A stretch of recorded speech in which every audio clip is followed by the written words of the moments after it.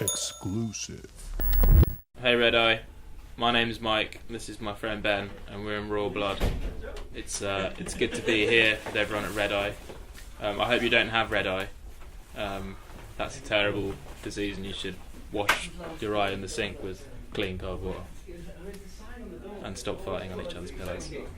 Where did you go? Where did you run?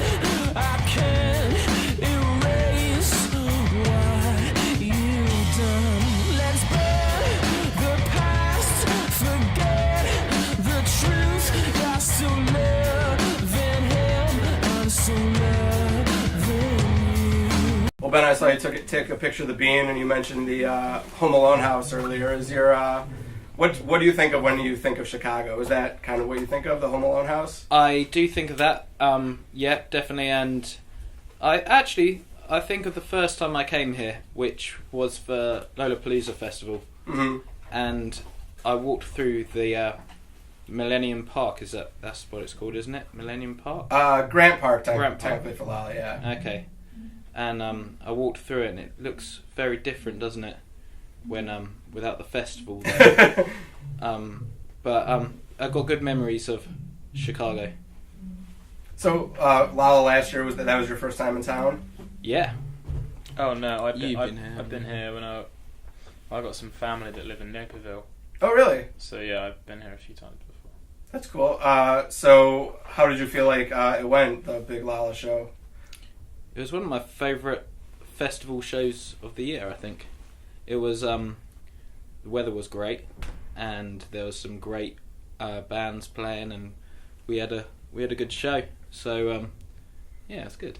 Yeah, you guys were my favorite set of the whole weekend. I thought you absolutely destroyed Thank it. you. It was fantastic. Was there anything that went through your head, though, when you looked at the roster and was like, you know, it's a different demographic, but playing at the same time as Lord, maybe not a great thing for us. Did anything go through your head when you saw that, or? No, I think I didn't know. I didn't realise we clashed with. Lord. Well, I was aware we would clash with someone, as that's the nature of the festival. But yeah, we don't really think about things like that. I think it's not something that really bothers us.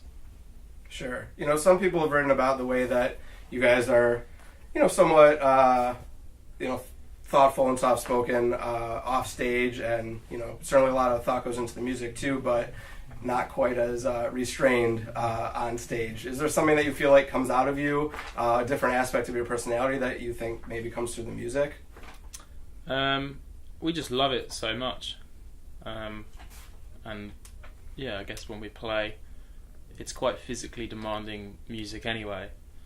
So it's just the nature of the beast, really. We get so excited when we do it. We can't help but act that way. What do you mean by physically demanding?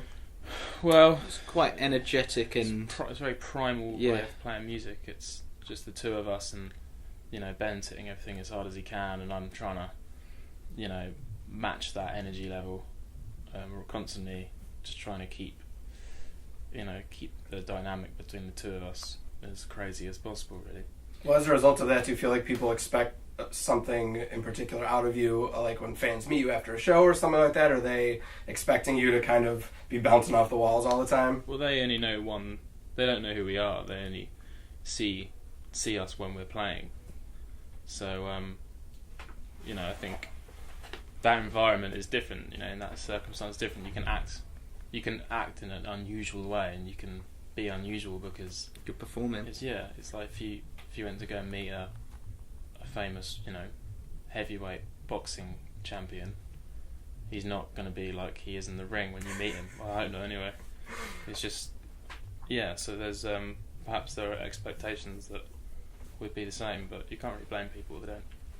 They don't know how polite we are in person. Well, with that kind of physical aspect of the performance, and you guys really trying to kind of hit as hard as you can, do you feel like you guys break more sticks, break more strings? What's kind of the collateral damage of that approach to playing? Ben breaks a lot of his drumsticks on purpose sometimes, just in between songs, just over his head, over his leg. Yeah.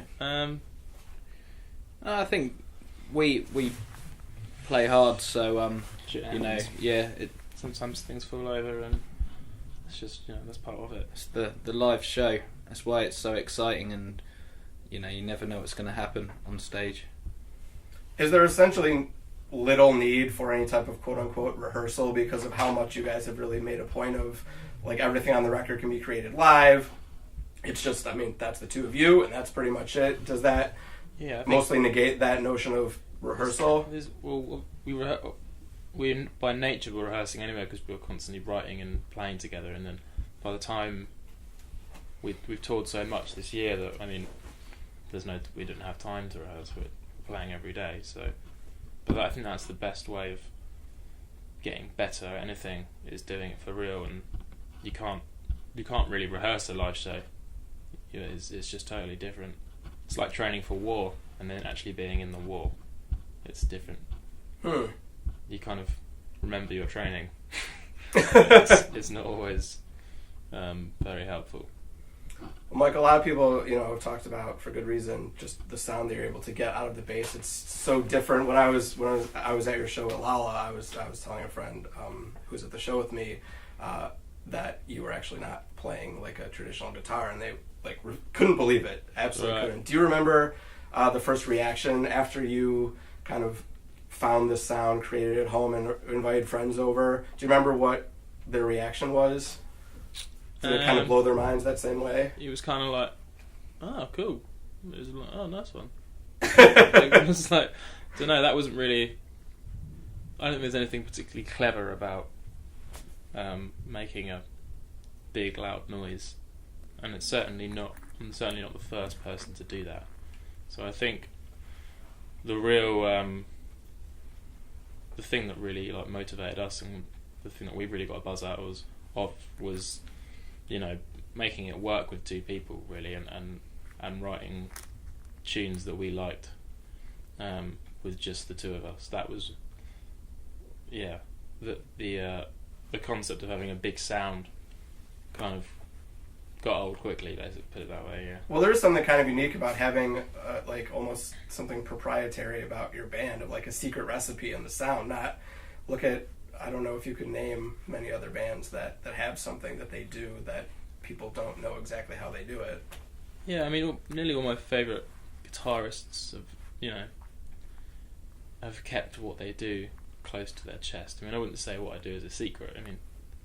It's kind of in front of you anyway, and you can see that I use 3 amps. You can see I'm playing a bass, and it's pretty evident to most people that I'm using distortion and some octave pedals. Like, it doesn't take it's not really very complicated. Sure. But there are elements of it that I want to remain mine, so I'm not gonna reveal every single detail of how I do it, because it's in the same way that lots of other guitarists and bass players do. I'm not the only one. Sure. You say you guys don't expect to be incorporating any other instruments, no organs, no flutes, unless Ron Burgundy himself turns up. That's true, yeah. Let's say Ron Burgundy did turn up. How do you think that performance would go with the three of you? I think we'd all be completely unprepared. So, we'll see.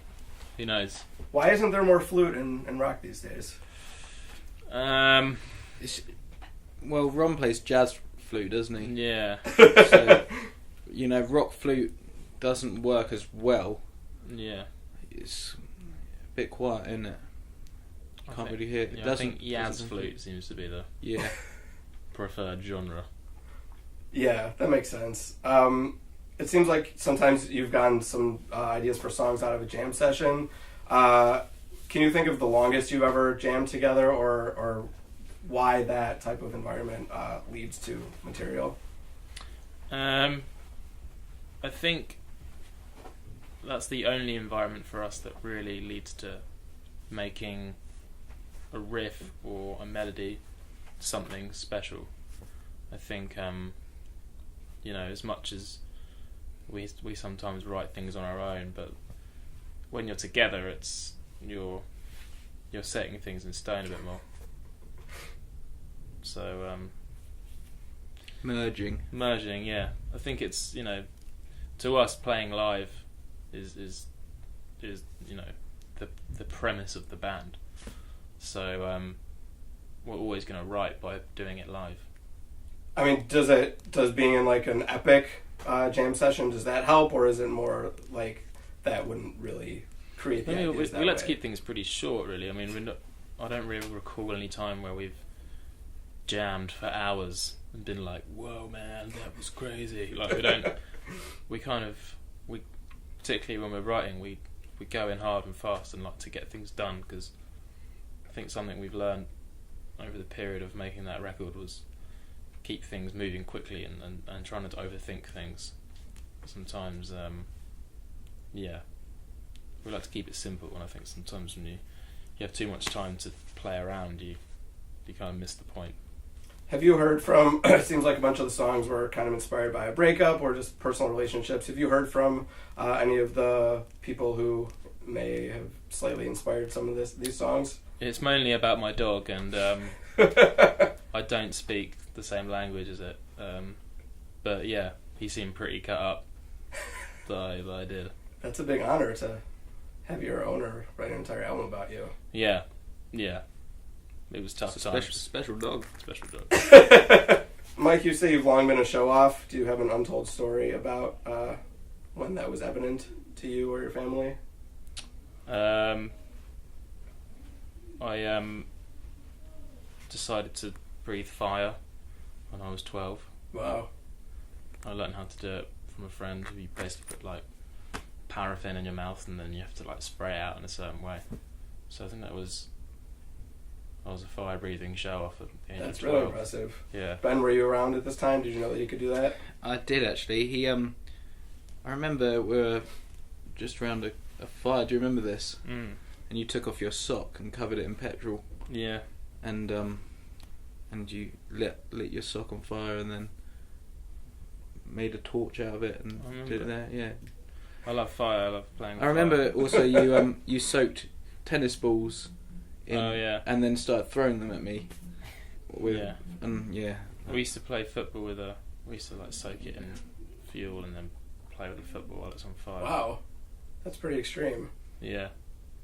Do they have that professionally in the Not UK? yet. No. They should do. We were going to call it Fireball, but obviously the Fireball whiskey got in contact and have sponsored the game, but we're not allowed to call it Fireball due to anymore. copyright.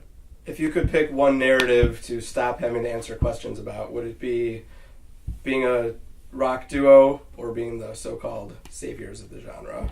Ooh. Ooh. Yeah, that's a good one. I mean, both have been asked frequently. Yes, they have. But these are claims that certainly were not made by ourselves. So that's someone else's mess to clear up, I think.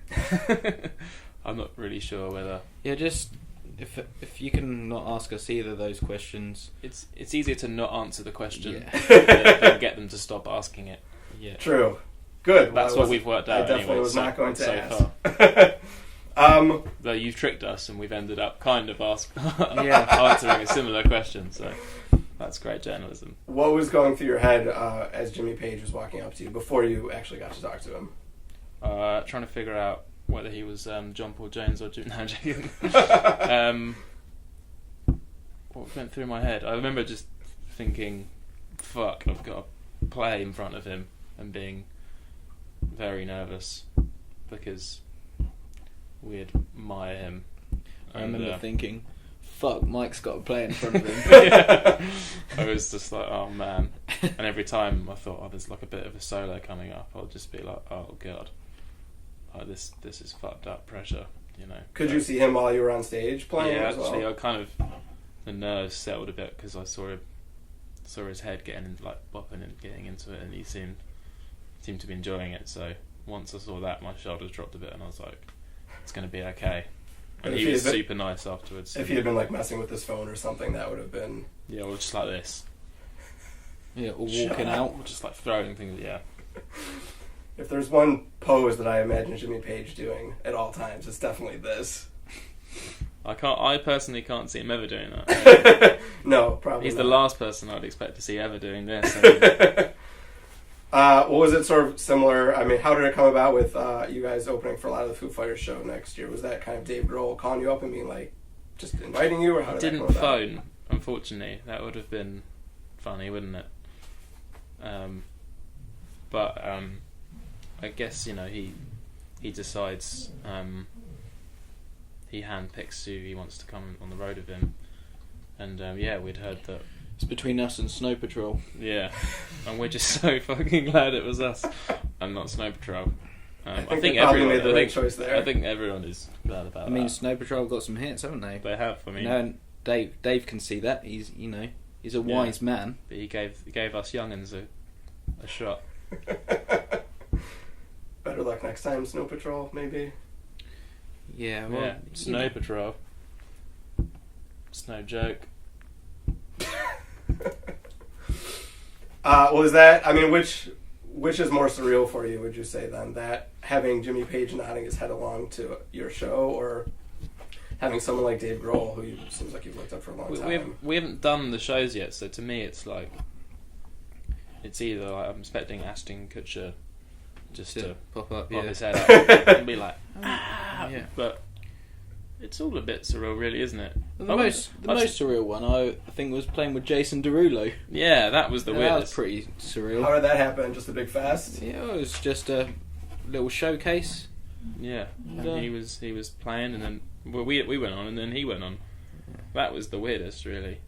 But not on stage at the same time. No, but and what else? What's the most surreal things haven't really been musical either. Looked like we met this guy called Lizzo, and he runs a show called News Round, and we used to watch that as kids, and we met him, and that was That's weird. pretty good. You don't think you're going to meet people like that, and then you do.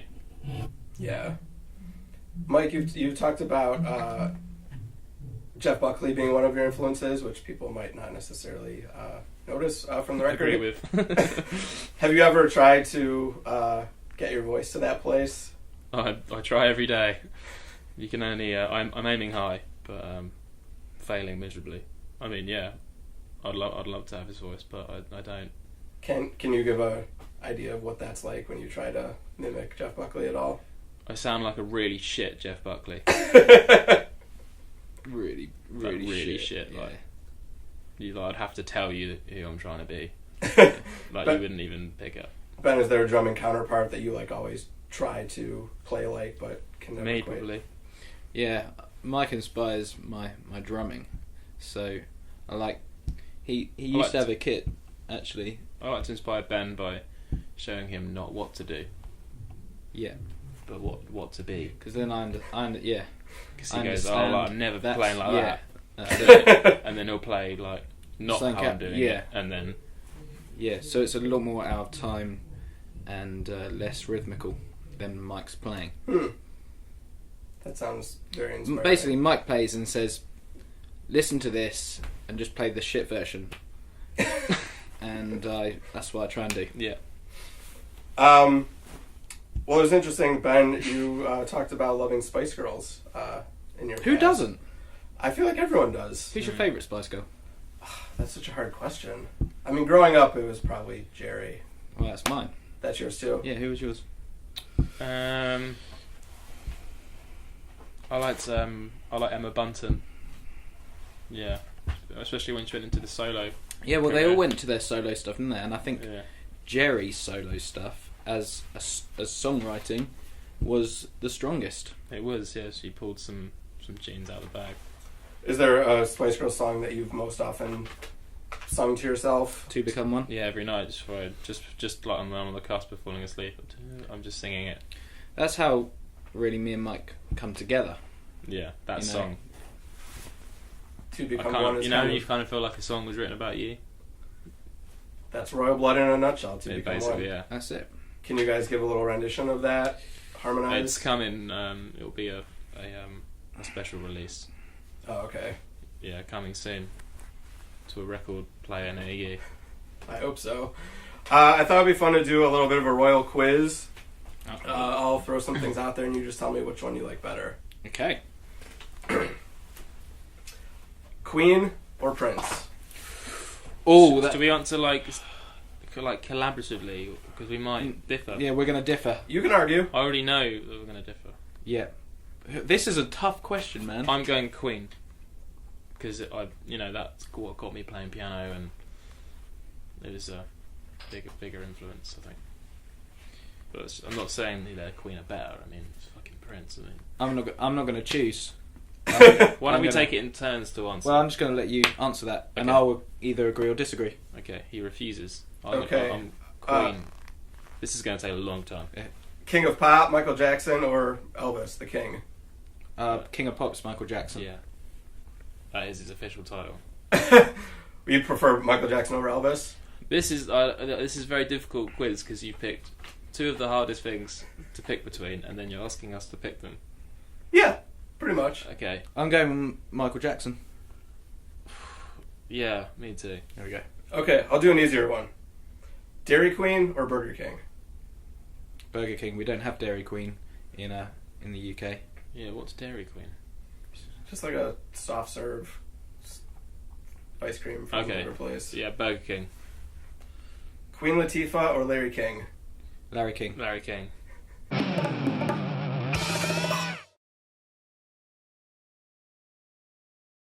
Isn't it Millennium Park? Grant Park, Grant Park. technically for Lolla, yeah. Okay. And I walked through it, and it looks very different, doesn't it? When without the festival there.